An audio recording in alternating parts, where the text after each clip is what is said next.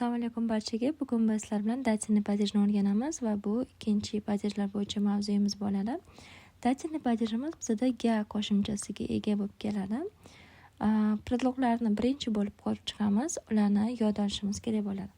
Savollari kimga va nimaga degan savol bo'ladi. K bilan boshlangan savolimiz jonli otlarga berilgan bo'ladi. Ch bilan boshlansa esa jonsiz otlarga berilgan savol bo'ladi. Tak, endi predlogi, ya'ni qo'shimchalari. K degan qo'shimchamiz bor. Juda ham ko'p holatlarda uchraydi. Qanaqa tarjima qilinadi?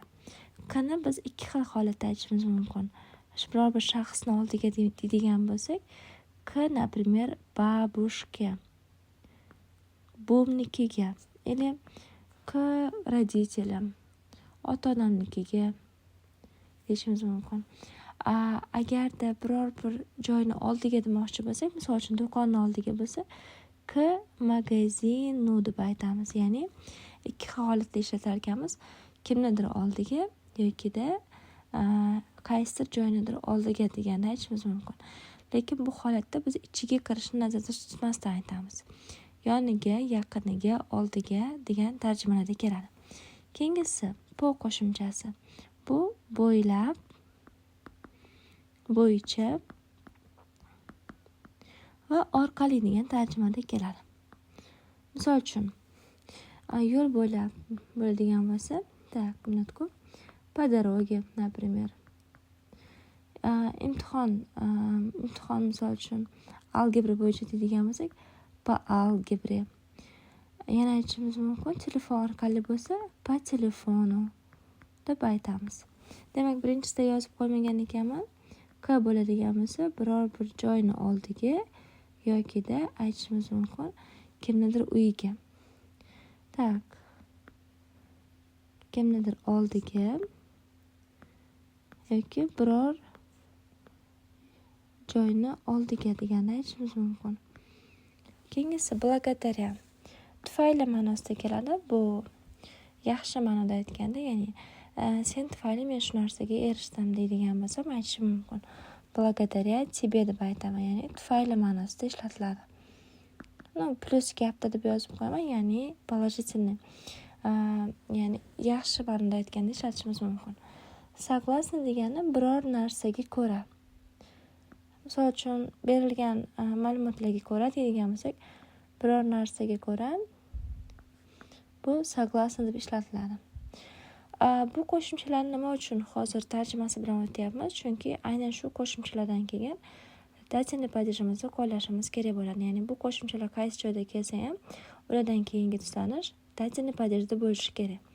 Va bir-ikki bo'ladigan bo'lsa, biror narsaga qaramasdan, nimadir bo'lsa ham, nimadirga qaramasdan deganda aytishimiz mumkin. Na встрече bo'lganda na встрече, например, препятствием, biror narsalarga duch kelgan holatda deb aytsak bo'ladi. Yuzma-yuz duch kelgan holatda подобно bo'ladigan bo'lsa, o'xshash ma'nosida ishlatsak bo'ladi. Tak. Yuzma-yuz deb qo'yaylik. Biror narsaga yuzma-yuz kelganda aytishimiz mumkin. Подобно bo'ladigan bo'lsa, подобно, например, тебе, senga o'xshab deydigan bo'lsa, подобно тебе yoki подобно ему deb ishlatishimiz mumkin. Bu o'xshash ma'nosida keladi yoki o'xshab deb tarjima qilsak ham bo'ladi. Xolos, shu qo'shimchalar va ulardan eng ko'p ishlatiladigani bu K, po va благодаря ko'p ishlatiladi. Qolganlarini juda ham kam holatda uchratsak bo'ladi. Shuning uchun eng ko'p ishlatiladiganlarni eslab qolishimiz zarur. Endi keyingi ko'rib chiqadigan holatimiz bu qo'shimchalarni anaqa fe'llari, ya'ni har bitta padejni o'zida ko'p ishlatilishi mumkin bo'lgan fe'llari bo'ladi. Va dativniy padejnikini bugun ko'rib chiqamiz. Bu fe'llarning tarjimasini ham aytib o'taman. Ularni ham albatta yod olinglar va ular bilan har bittasini misol keltiramiz. Dativniy padej bilan birga keladigan, ishlatiladigan fe'llarimiz. Давать bermoq, например, даватьni o'zi bilan misol tuzadigan bo'lsak, Она давала мне, например, обещание. U menga va'da bergan edi. Bu yerda dativniy padej qani deydigan bo'lsangiz, mana shu joyda мне ya degani мне deb o'zgartiryapmiz. Buni yana ko'rib chiqamiz. Keyingisi помогать bo'ladigan bo'lsa yordam bermoq. Я помогала mame. Дательный падежimiz mana shu mama deganni mame deb o'zgartiryapmiz. Звонить. Он звонит другу. Mana дательный падежimiz e'tibor beringlar qachon ishlatilyapti. Fe'l kelyapti va fe'ldan keyingi o'zgaryapti. Ya'ni fe'limiz дательный падежniki va undan keyingi tuslanish bo'lyapti. O'tgan darsda родительный падеж tushuntirayotganda aytib o'tdim. Predlogsiz keladigan padejlar ham bormi? Ya'ni predlog ishlatmasdan ham padej kelishi mumkinmi deganda shunaqa savol qo'ygandim va o'zim yana aytib o'tgandim. Ha, bor va bu holatni yana tushuntirib beraman deganim va mana shu holatda давать mana fe'l kelyapti va hech qanaqadan k yoki po qo'ymayapmiz. Shunchaki o'zi tuslanyapti. Ya'ni qo'shimchasiz keladigan holatlar bor. U holatda biz qanday ajratamiz? Ya'ni shu aynan дательный падеж qo'llash kerakligini qanday bilib olishimiz mumkin? Mana shunaqangi oldidan keladigan fe'llarimiz bizga podskaska bo'lishi mumkin, ya'ni yordam berishi mumkin va biz savol berib ko'ramiz. Ya'ni fe'lga savol beramiz. Men kimga nima berdim? Kimga deb savol beryapmiz.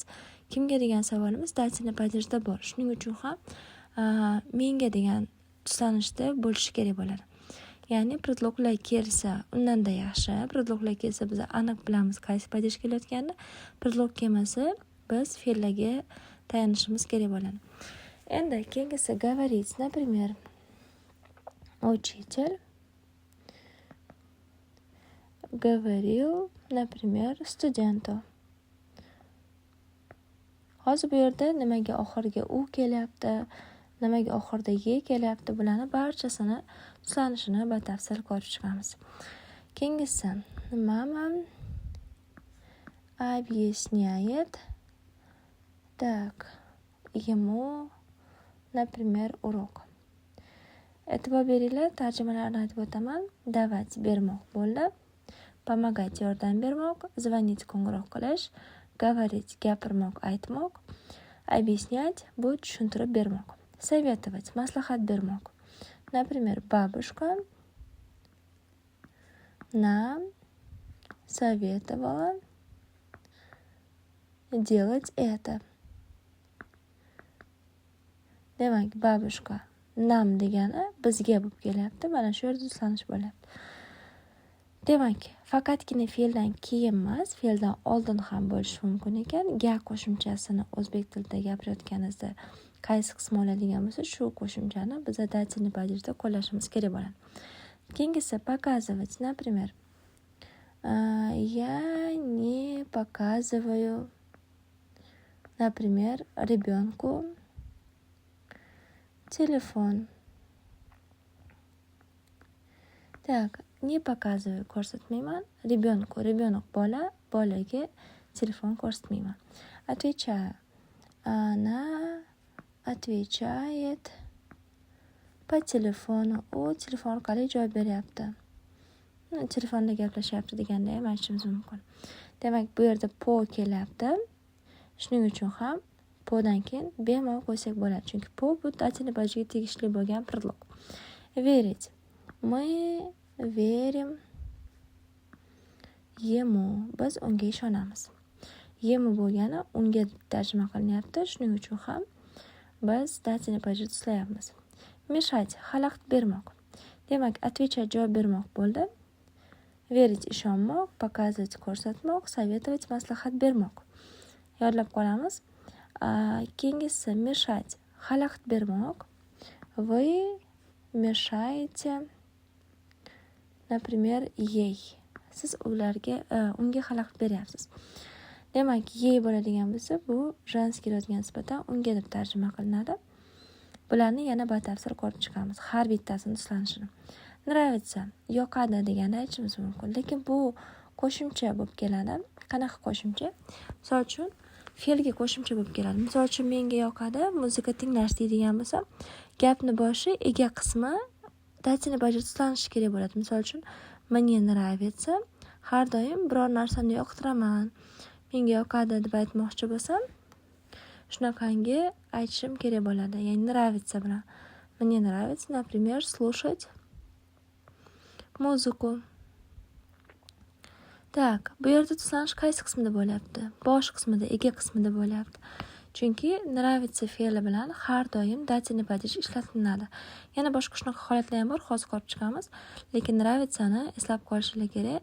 Любить bilan nravitsani farqi bor. Любить sevish, nravitsa biror narsani yoqtirish. Shuning uchun ham bundan oldin kelayotgan egani biz har doim dativniy падеж ishlashimiz kerak bo'ladi. Misol uchun bu yerda hozir menga yoqadi deyapman. Agarda misol uchun akamga yoqadi yoki dugonamga yoqadi deydigan bo'lsa, egani shu holatda tuslashimiz kerak bo'ladi. Bratu yoki подруге deb aytishim kerak bo'ladi. Подходить bo'ladigan bo'lsa, biror narsani oldiga yaqinlashish yoki kimnidir oldiga yaqinlashish. Yaqinlashmoq ma'nosida keladi. Например, я подхожу, men yaqinlashyapman, например, к твоему дому. Seni uying oldiga yaqinlashyapman. Так, nima dedim? Domu bo'ladi. Demak, bu yerda k predlogi kelyapti va твой домni твоему дому deb tuslayapmiz. Bu yerda olmosh tuslanishi ham bo'lyapti. Lekin biz hozircha olmosh tuslanishini ko'rmaymiz. Faqatgina egani, ya'ni существительный otni birlikdagi tuslanishini ko'rib chiqamiz. Bularni albatta yozib olinglar va yod olishga harakat qilinglar. Endi keyingi qismi juda ham ko'p ishlatiladigan bu kerak qo'shimchasi. Dativniy падежimizda shunaqa kerak qo'shimchasi bor ekan. Kelinglar buni batafsil tushuntirib beraman. Biror narsa bizga kerak deydigan bo'lsak, misol uchun menga telefon kerak. Нужен telefon deyman. Menga, например, чашка kerak. Мне нужна чашка deyman. Нужно, например, лекарство deyishim mumkin. Dori. Так, нужны, например, деньги deyishim mumkin. Pul kerak. Demak, e'tibor beringlar. Нужен bilan oxiri yen bilan tugayapti. Murskoy roddagilar keladi. Murskoy rod. Нужна bo'lsa bu женский rod bo'lib kelishi kerak. Нужно bo'lsa средний rod va ko'plikda множественное числоda bizda нужны bo'lib keladi oxiri. Endi bu qanaqa bo'ladi? Misol uchun aytmoqchisiz, menga nimadir kerak. Mana shulardan oldin, mana yozib qo'yganimda bulardan oldin biza ishlatishimiz kerak bo'ladi dativniy падежni. Ya'ni dativniy падеж deganda qanaqa bo'ladi? Misol uchun aytadigan bo'lsam, oyimga nimadir kerak. Mame нужна, например, поддержка. Поддержка. Поддержка bu ot bo'lib kelyapti, ya'ni qo'llab-quvvatlash. Bu oxiri a bilan tugayapti, женский rod, shuning uchun ham нужнani qo'yapman. Agarda murskoy roddagi bo'lganda edi, нуженni qo'yardim. Endi mamani men tuslayapman. Mame qilib, chunki dativniy падеж kelishi kerak.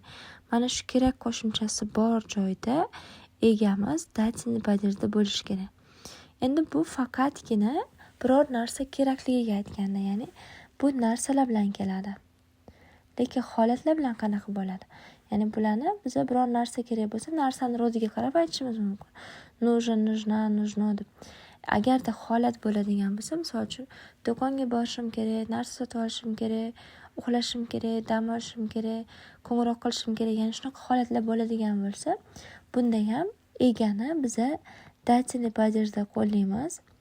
Ya'ni dativniy падеж keladi va undan keyingi mana bu qo'shimchalardan keyin нужно, надо, необходимо. Qaysi birini xohlasangiz shuni qo'yib ishlatsangiz bo'ladi. Uchalasidan birortasini qo'yib, biz keyin fe'l qo'yishimiz kerak bo'ladi. Ya'ni bu yoq qismiga biz qo'shamiz fe'lni. Bu qanaqa bo'ladi? Например, мне, например, необходимо учиться усердно. Усердно degani qattiq o'qishga nisbatan aytilyapti. Demak, bu yerda qaraymiz. Мне dativniy падеж tuslayapmiz. O'zi ya degan so'z edi bu, men degan so'z edi. Menga deb aytyapman.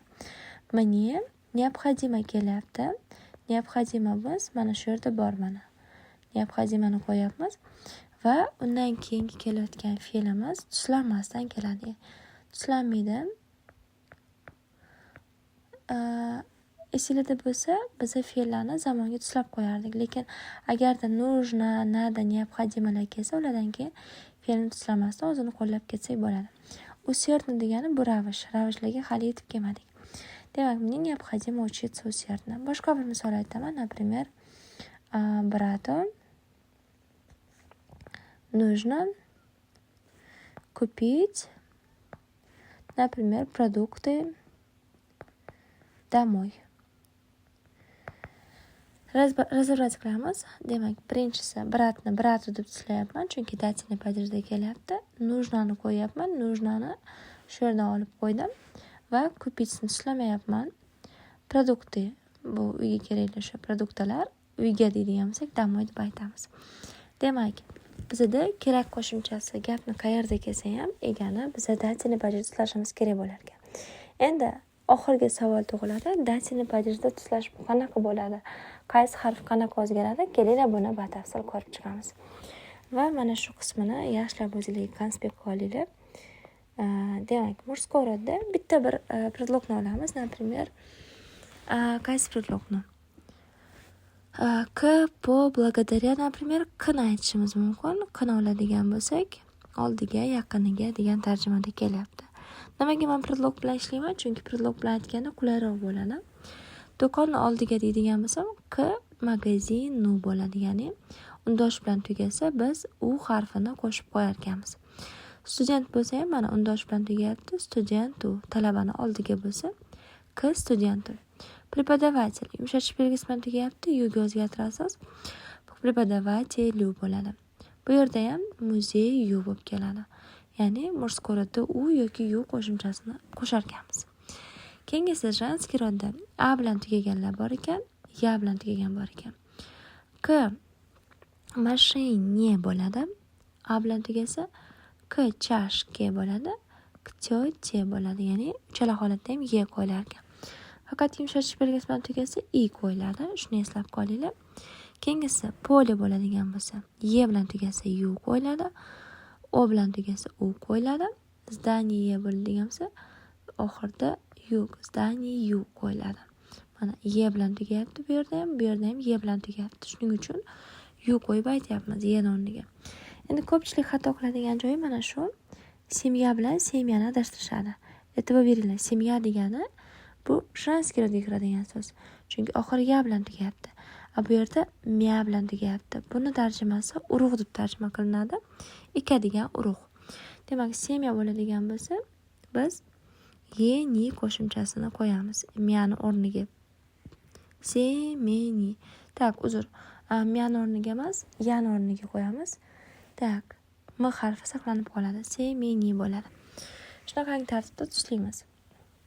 Bu yerda ham исключениялар bor. O'sha boya aytib o'tganimdek, исключение holatlari biz sizlar bilan ko'rib chiqqandik. Papa mushina dedushka dядяni. Demak, papani tishlaydigan bo'lsak, k pa pe bo'lib keladi. Tak.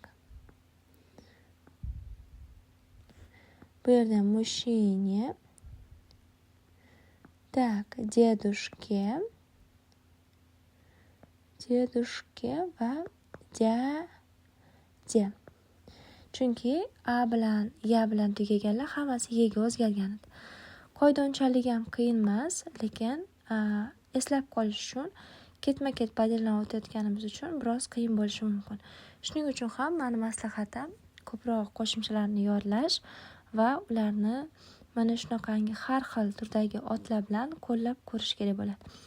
Agarda siz bular bo'yicha mashqlarni ham yechib ko'rmoqchi bo'lsangiz, izohlarda, kommentariyada qoldiraman.